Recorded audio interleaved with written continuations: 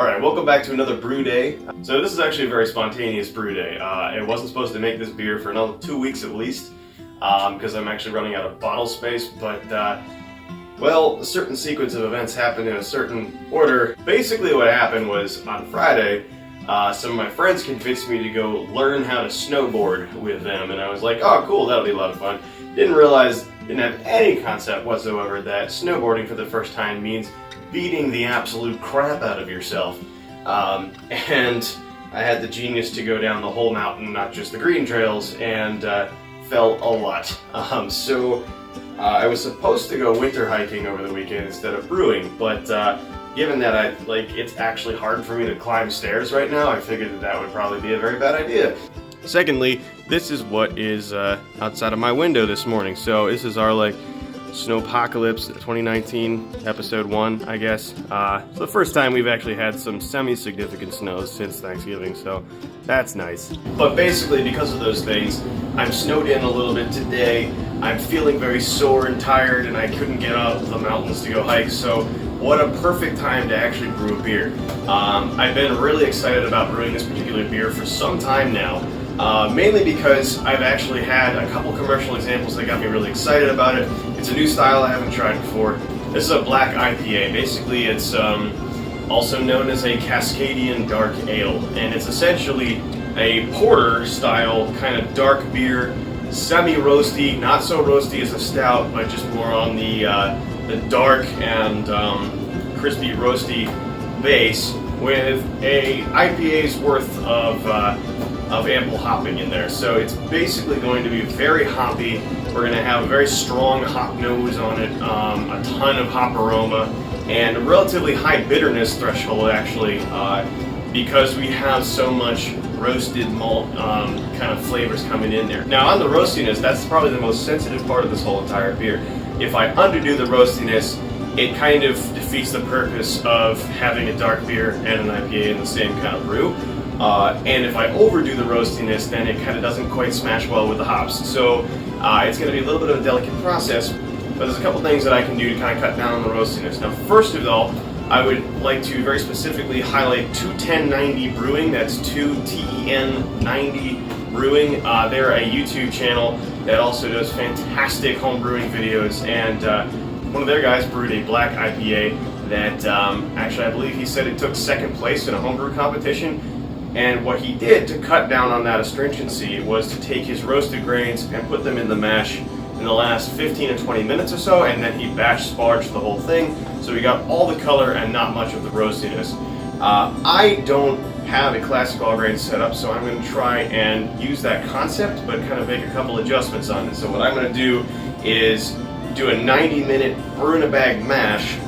However, I'm going to take the Carafa 3 that I have as my roasted grain and put that in the last 30 minutes, so the last third of the mash, and then I will rinse as usual, but hopefully that gives me a good balance between roastiness and color.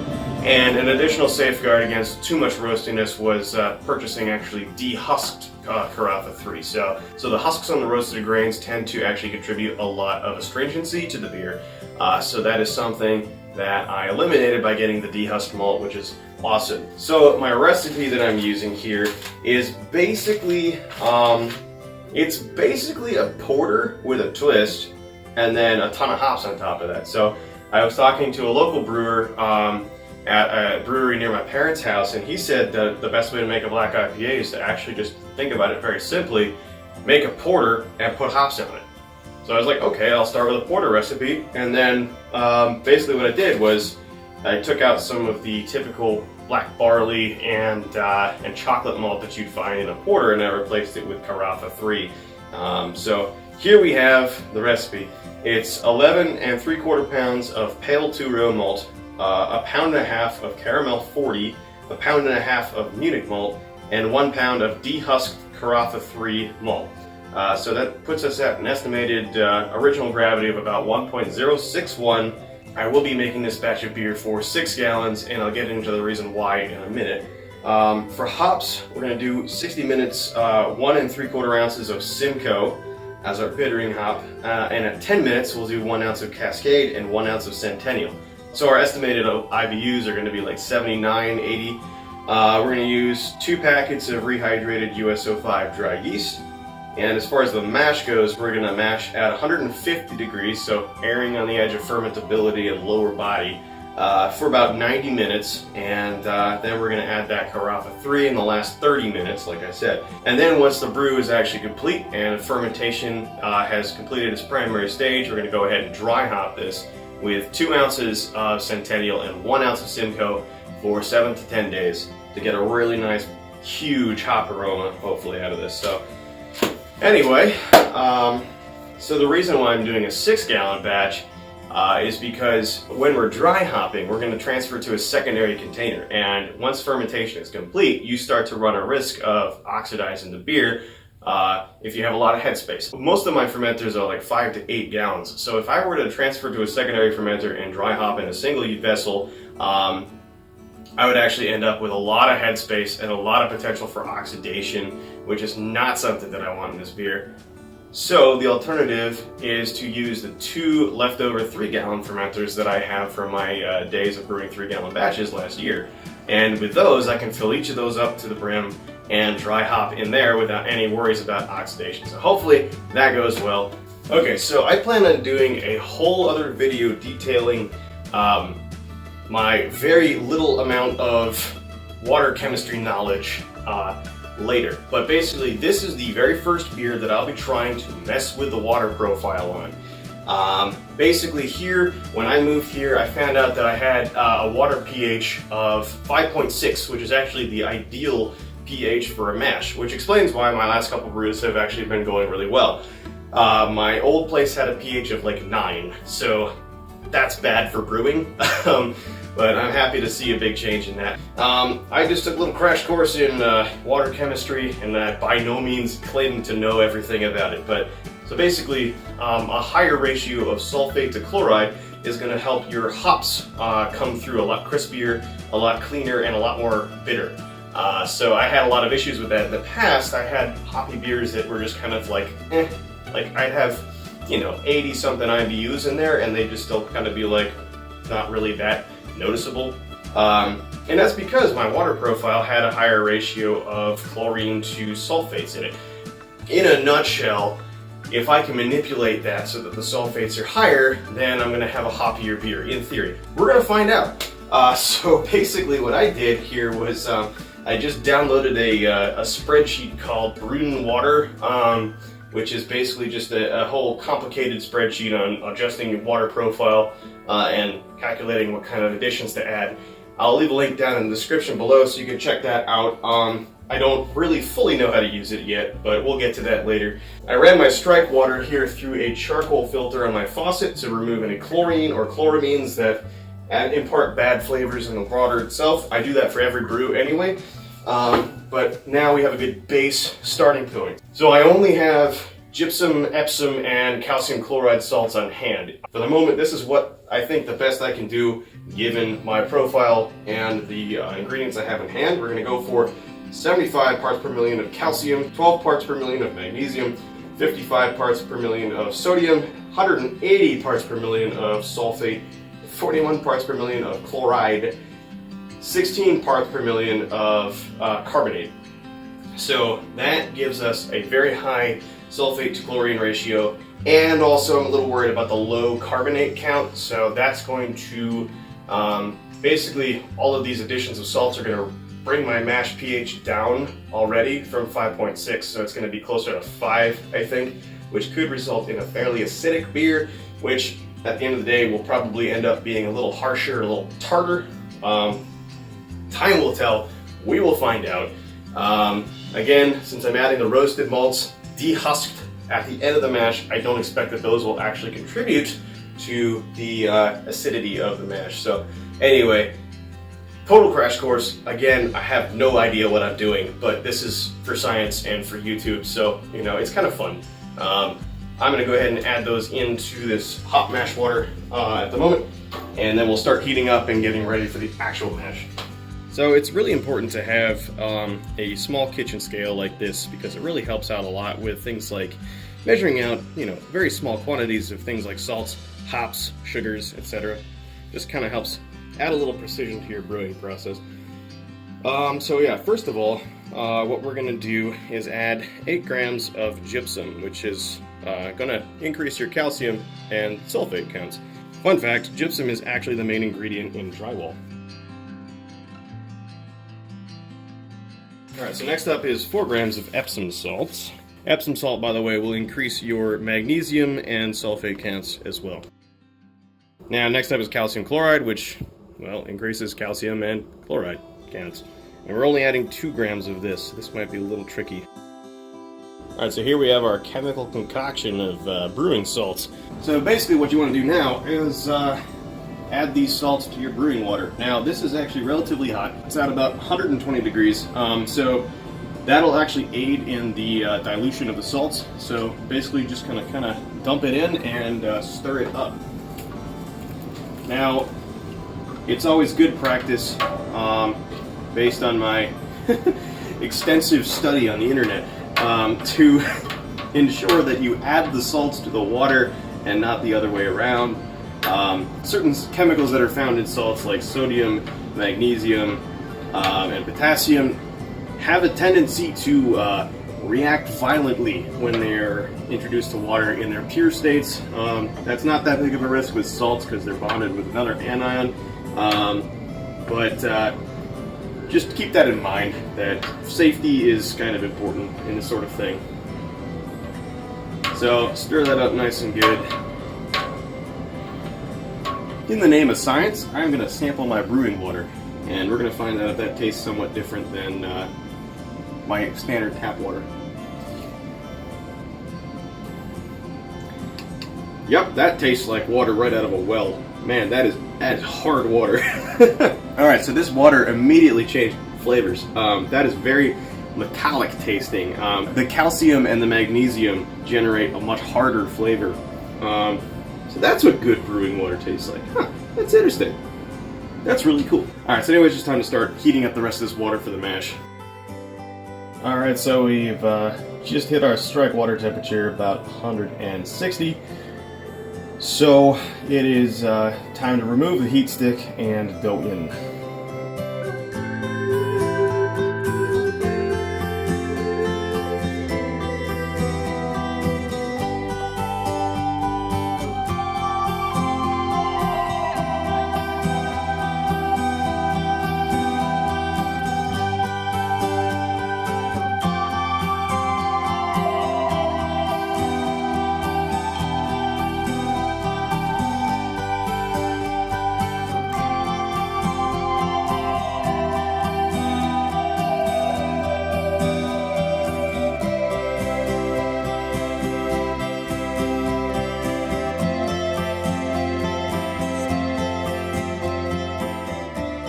Alright, moment of truth.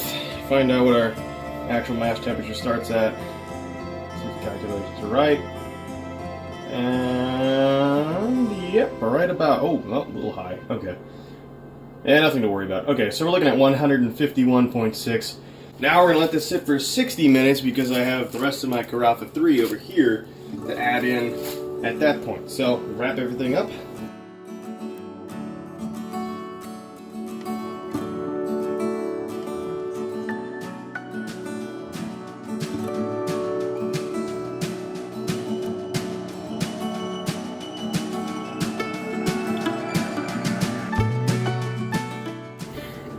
Alright, time to add the Carafa 3.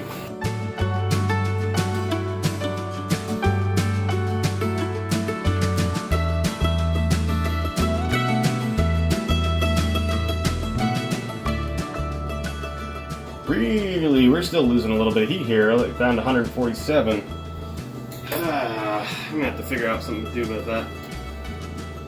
Well, anyway, we're driving on, so adding in 1 pound of Carafa 3, dehusk.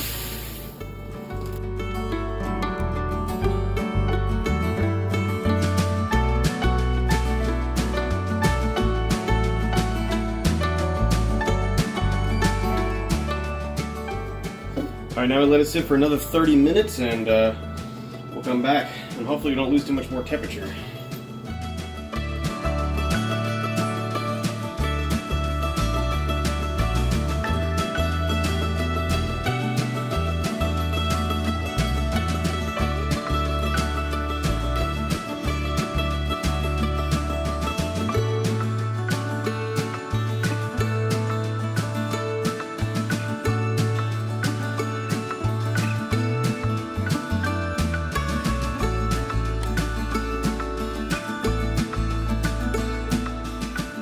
Alright, so yeah, mash is complete now.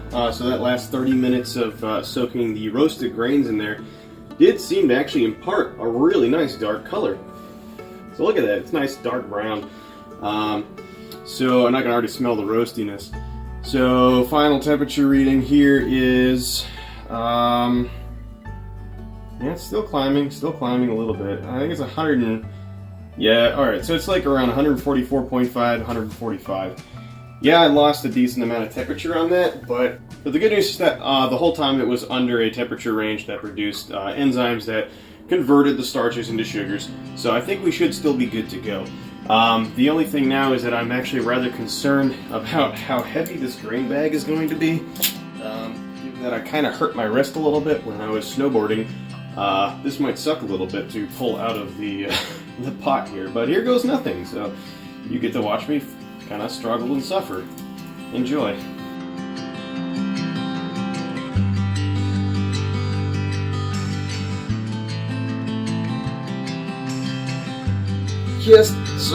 Just for reference, this is very heavy. Well, I think you can tell we're going to need a bigger drainage pot for this, so hopefully I can still squeeze the rest of the sugars out of this grain by rinsing it appropriately, but it might take a bit longer. Anyway, we're going to start firing up the brew, and we're shooting for a pre-boil volume of about 8 gallons, so I got to add 1 gallon to this.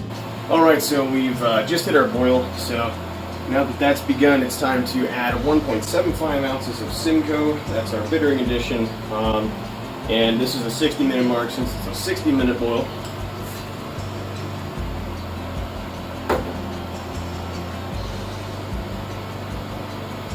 Okay, so our pre-boil original gravity is in, and it looks like it's about 1.048. So yeah, 2 gravity points higher than we were expecting, which is good because it's right in the right ballpark. So that is a good sign. Alright, so yeah, right now we are basically 10 minutes from the end of the boil, so this is where things start to get hectic. I'm going to go ahead and drop in my chiller so that can start to naturally sanitize due to boiling water. Right now I've got some hot water that is previously boiled water that is cooling down, so I'll be rehydrating my 2 packets of USO5 in that momentarily once that gets down to about 100 degrees. We'll also be dropping in 1 ounce each of Cascade and Centennial, and enough yeast nutrient to cover 6 gallons. So this is going to get nuts because usually the beer starts to kind of foam up a lot and get very, very aggressive when I start adding things like yeast nutrient and Whirlfloc into it. Not adding Whirlfloc because this is a dark beer, but bear with me as I work this out, and hopefully this one will work out. I don't know.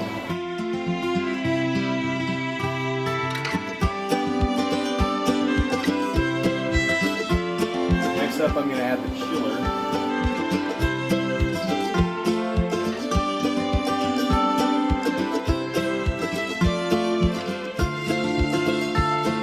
Now for the part where everything explodes.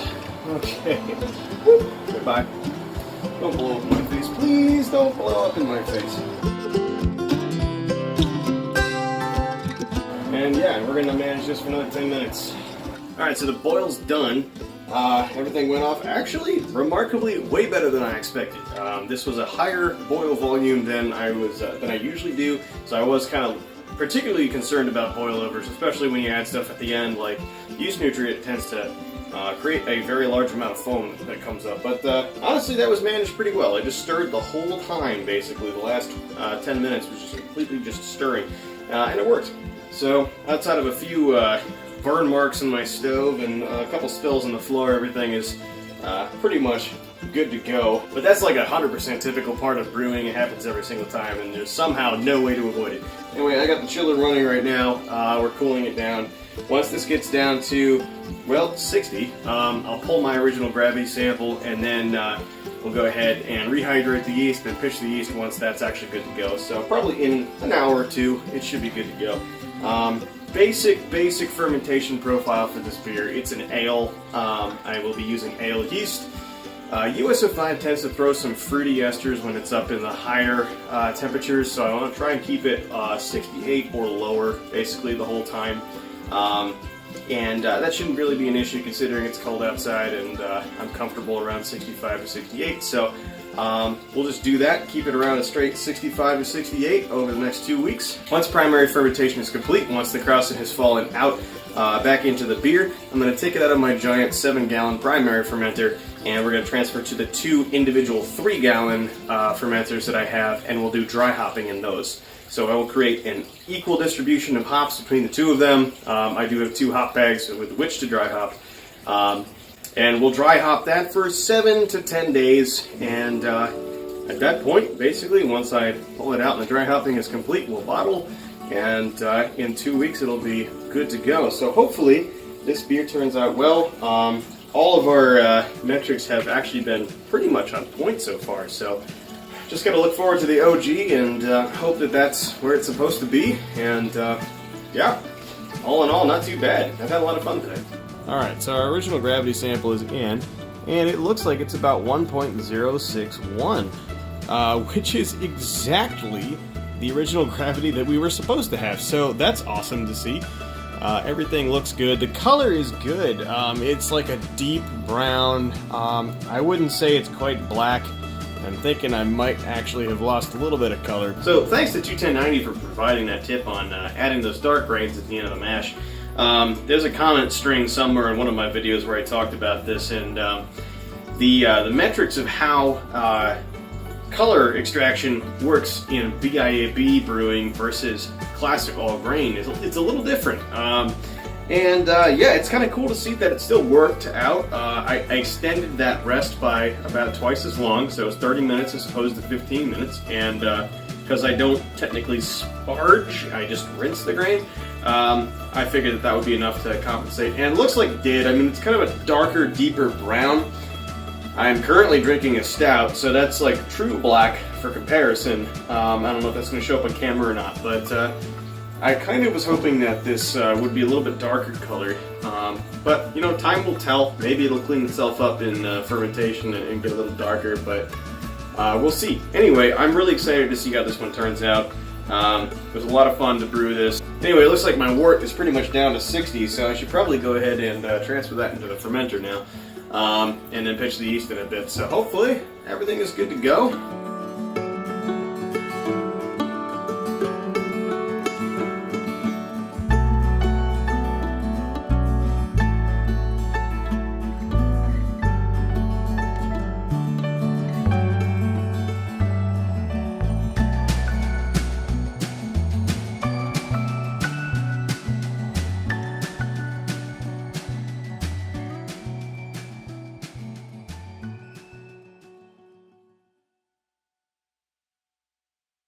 Okay, it's time to pitch the yeast. So I'm going to go ahead and whip up the wort and oxygenate it with a sanitized slotted spoon.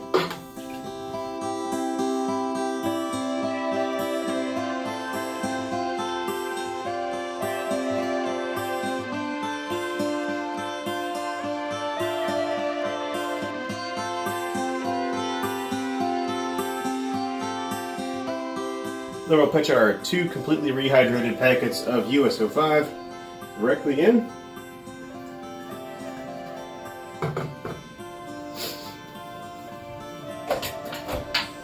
And basically, yeah, now we're gonna wait for fermentation to do its thing.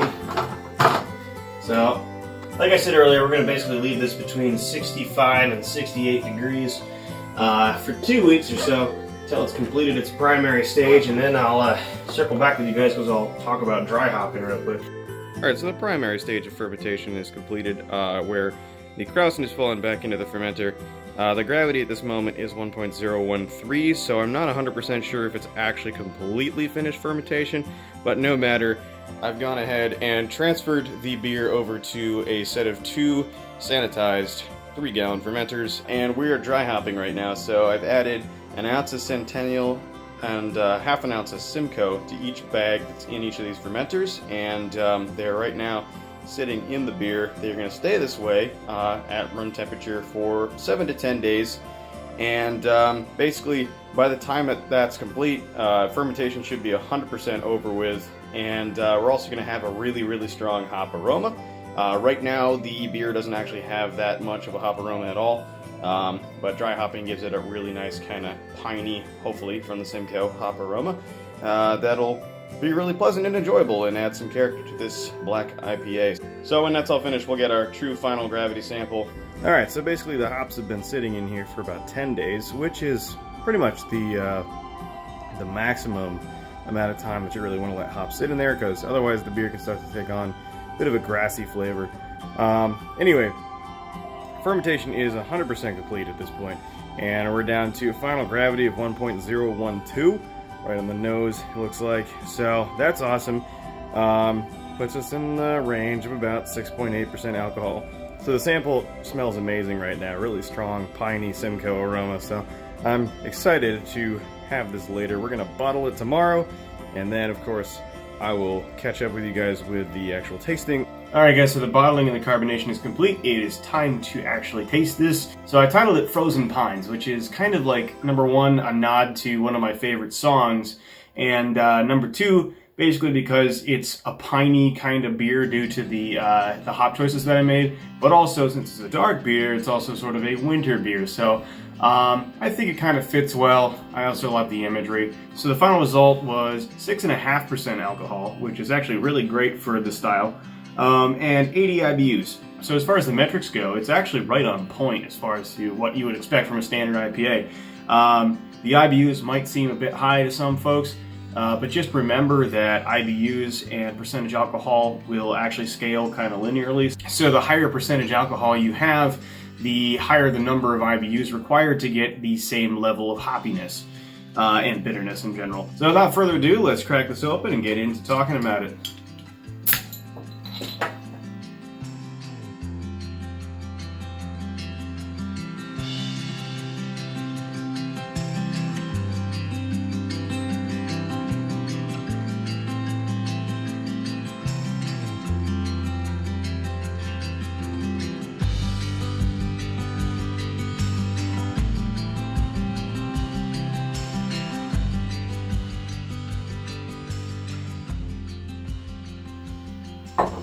Alright, so right off the bat, you can see it is very dark as far as color goes.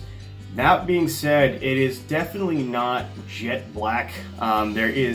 You wouldn't tell looking at a full glass by itself if it was black or brown, but I guarantee you if I stuck this next to something that was actually black, you'd be able to tell the difference.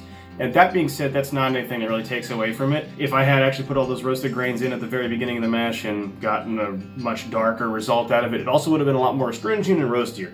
I'll get into that later though. It pours with a very strong, nice, creamy, slightly off-white head. Not quite tan, just kind of somewhat off-white. Sticks around for a while, good head retention. I'm pretty pleased by that. So the next category is aroma. So I'm getting kind of a pretty strong earthy and kind of piney aroma, actually. A little bit of floral spiciness in there. But basically, yeah, the Simcoe and the Centennial both come through very, very nicely in the aroma. It's strong but not overpowering, and I think it suits the beer quite nicely. It sets you up for pretty high expectations for what you might taste. So next up is body.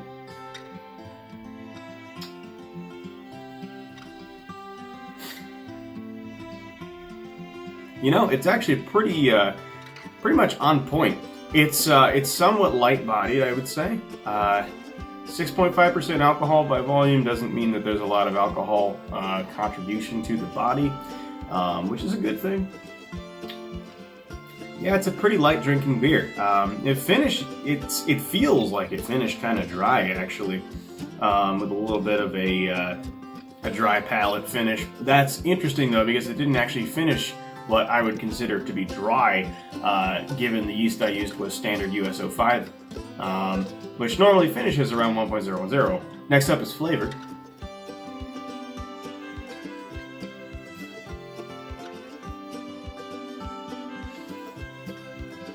So there's a very powerful but smooth upfront bitterness coming from the Simcoe bittering edition that I put in. That was actually a pretty weighty bittering edition, and it comes through. It's a big, strong slap in the face of hops, for sure. So as the flavor develops within your mouth, the big upfront bitterness kind of goes away pretty quickly. It transitions into more of a earthy, citrusy kind of hop flavor, but it's not really that strong. It's also a bit, it's a bit citrusy, and I think that's coming from the Centennial. But what's really cool about this is right as soon as the citrusy, earthy kind of hop flavor section goes away, you get this gentle, smooth, subtle roastiness. It's actually very subtle. It's not necessarily something you'd expect from looking at how dark this beer is at first. So what that tells me is that not only did I get all the color I needed from adding to the dark grains at the very end, but also I didn't get any extra roastiness, and definitely no astringency. There's absolutely zero astringency in this beer, and it's actually only been in the bottle for 2 weeks. So that's awesome. The flavor is definitely far more hop focused than it is malt focused, but it is actually a decent malt backdrop. I'm pretty happy with the way that turned out. However, there is a little tiny bit of grassiness in there, and I can't tell if that's actually just from my hop selection or because I dry hop for a full 10 days. Sometimes that can happen. If you dry hop for too long, you get a little bit of a grassy flavor in the beer, but it's nothing too bad. So overall, I do really like this one. It fits the bill for a lot of things. Dark beer, hoppy beer, kind of mid-range alcohol percentage beer. It's not the best example ever. I could definitely improve in a lot of areas. So first of all, I think my water profile adjustments that I made at the beginning of the video did indeed make my mash a little more acidic than it should have been. I didn't have any baking soda on hand with which to actually raise the pH back up. Now I do. So next time I make a brew with some water corrections, I'll definitely be checking the pH and making sure it's in that kind of that right range. It's still not as piney as I was envisioning. I do like Simcoe's really strong piney flavor and aroma, but there's other hops out there that do the same thing. So Chinook, for example, tends to have a lot of pine flavor associated with it. The Centennial that I picked, which was another high alpha hop at like almost 10% alpha acids, tends to throw a lot more floral and citrus, earthy-ish flavors into the mix, which I think is what I'm picking up on here, where I wanted to have more pine. So I think next time I'm going to sub out some Chinook for the Centennial, just to see how that changes things, because I definitely will brew this again. Due to my water profile adjustments, the hops are coming through a hell of a lot clearer than they used to in my previous IPAs. This is not one that I categorize as being muddy hop flavoring at all. It is very clear, it comes through nicely, and I will definitely be continuing to make water adjustments to my beers. Because of the roasted malts and a lot of the malt forward aspects of this particular beer, it actually ended up kind of counteracting the high level of hopping I have in here. So while I have a really strong bittering addition, the flavor and the aroma could still stand to be stronger. If I did make this again, I'm probably going to end up dropping that initial bittering addition a lot, but also adding a lot more hops in the 30 to 15 minute range. But overall, this was a blast to brew, and it's a pretty fun final result. I'm really enjoying it, and for my first beer that I've messed with the water on, it's actually a pretty nice result, so I think I'm going to continue to do that. So if you have any questions, comments, concerns, etc., especially if it pertains to you trying to brew this particular beer, please let me know in the comments below. I will get back to you as soon as I can. If you enjoyed this video and if you enjoyed watching me do what I do, please consider dropping a like, comment, subscribe. All those things really do help out my channel. Share this with your friends if you think they'll like it too. To my current subscribers, thank you so much for your continued support of the channel. It does mean a lot to me. Without further ado, I'm going to go ahead and finish off the rest of this beer over the course of the evening, and I will catch you in the next one. So, cheers.